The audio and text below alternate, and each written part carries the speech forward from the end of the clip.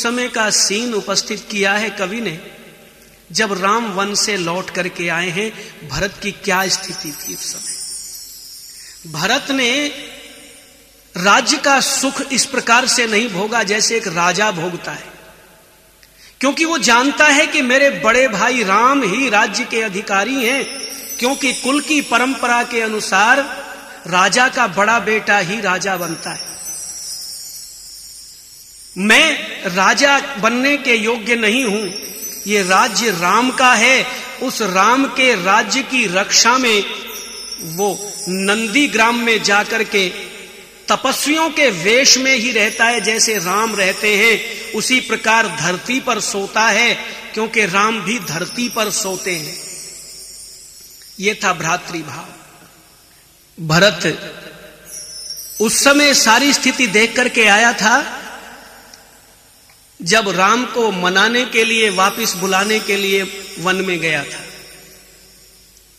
उस समय का भी दृश्य जब देखते सुनते हैं तो हर व्यक्ति द्रवित हो जाता है कि भाई हो तो कैसे। सीने पे 100 वार सहे जब दुश्मन की तलवार उठी।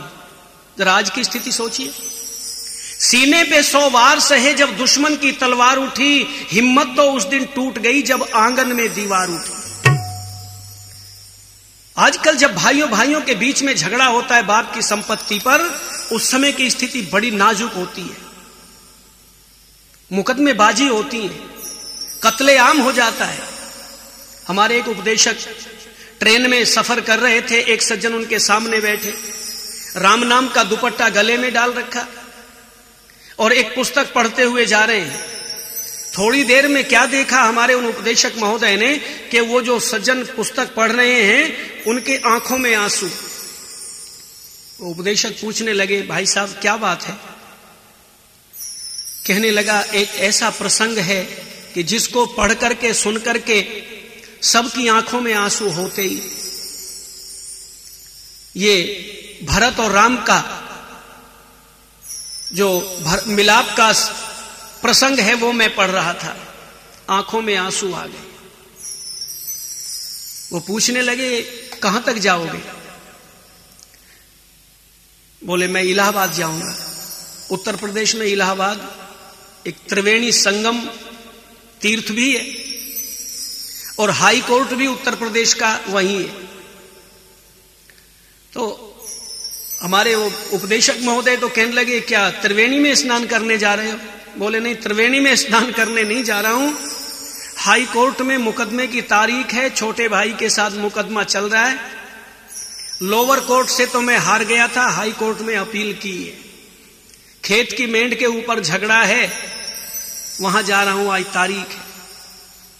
वो उपदेशक कहने लगे कि तुम्हें शर्म आनी चाहिए, लाओ ये राम नाम का पीतांबर मुझे दो और ये पुस्तक रामचरितमानस भी मुझे दो।